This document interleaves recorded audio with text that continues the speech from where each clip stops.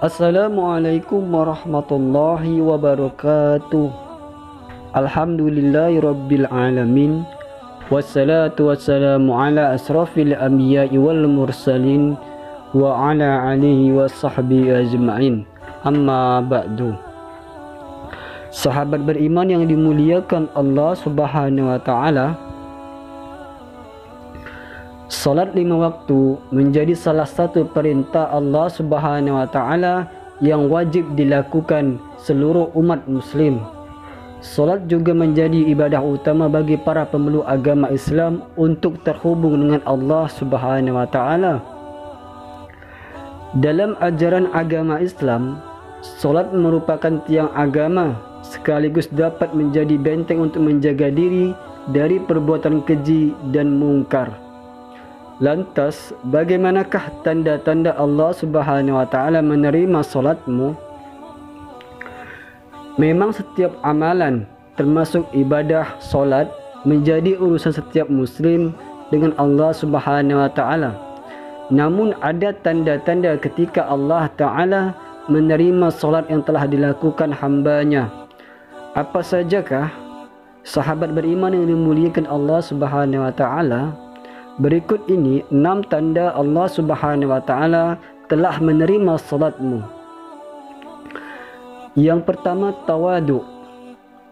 Salat yang diterima adalah salat yang khusyuk, penuh menjiwai, mempunyai rasa takut kepada Allah Subhanahu wa taala dan merendahkan diri di hadapannya. Orang yang salatnya khusyuk memiliki sikap selalu tawadu. Alhasil, orang-orang yang salatnya diterima oleh Allah Subhanahu wa taala adalah orang-orang yang rendah diri terhadap sesamanya, tidak sombong dan selalu menganggungkan kebesarannya. Yang kedua, tidak sombong kepada makhluk Allah Subhanahu wa taala. Sikap tawaduk dalam salat melahirkan jiwa yang rendah hati sehingga dalam pergaulannya dia tidak sombong kepada sesama manusia. Kekuasaan, kekayaan dan ilmu pengetahuan tidak membuatnya tinggi diri. Hal ini juga tertuang dalam sebuah hadis qudsi yang berbunyi, sesungguhnya aku atau Allah hanya menerima salat dari hamba yang dengan salatnya itu dia merendahkan diri di hadapanku, dia tidak sombong kepada makhlukku yang lain, dia tidak mengulangi maksiat kepadaku, dia menyayangi orang-orang miskin dan orang-orang yang menderita. Aku akan memuliakan salat hamba itu dengan kebesaranku. Aku menyuruh malaikat untuk menjaganya, dan kalau dia berdoa kepadaku, aku akan memperkenankannya. Yang ketiga, tidak mengulangi maksiat. Seperti disebutkan dalam hadis sebelumnya, bahwa Allah Subhanahu wa taala menerima salat orang-orang yang tidak mengulangi maksiat. Sebab barang siapa salatnya tidak membuat dirinya menjauhi kekejian dan kemungkaran, maka ibadahnya itu akan membuatnya tambah jauh dari Allah Subhanahu wa taala. Yang keempat, mampu mengontrol hawa nafsu. Orang-orang yang salatnya diterima Allah Subhanahu wa taala biasanya mampu dalam mengendalikan hawa nafsu.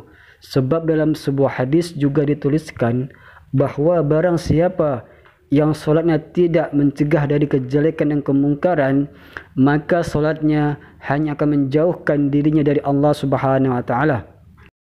Yang kelima, selalu berzikir dan mengingat Allah Subhanahu wa taala.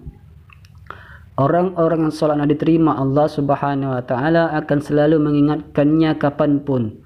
Oleh karena itu, dia akan selalu berzikir, tidak hanya saat selesai solat, tetapi juga di siang hari, malam hari, bahkan ketika urusan dunianya sangat sibuk. Lidahnya tidak akan kering dari menyebut nama Allah Subhanahu wa taala. Yang keenam, menyayangi orang miskin. Tanda atau ciri lainnya adalah selain solat, mereka juga mencintai sesama makhluk Allah Subhanahu wa taala. Mereka tidak hanya menjaga hubungannya dengan Allah Subhanahu wa taala, tetapi juga dengan sesama manusia, terutama orang-orang miskin. Mereka memikirkan penderitaan sesama dan rela menyisihkan waktu dan rezekinya untuk membahagiakan orang lain, termasuk orang-orang tidak mampu. Wallahu a'lam bishawab. sahabat beriman yang dimuliakan Allah Subhanahu wa taala, demikianlah 6 tanda bahawa Allah Subhanahu wa taala menerima solatmu. Semoga apa yang saya sampaikan bermanfaat, dan tidak lupa pula kita selalu menjaga solat kita dengan kebaikan dan menjauhi dari perbuatan keji dan mungkar. Singkat cerita, wassalamualaikum warahmatullahi wabarakatuh.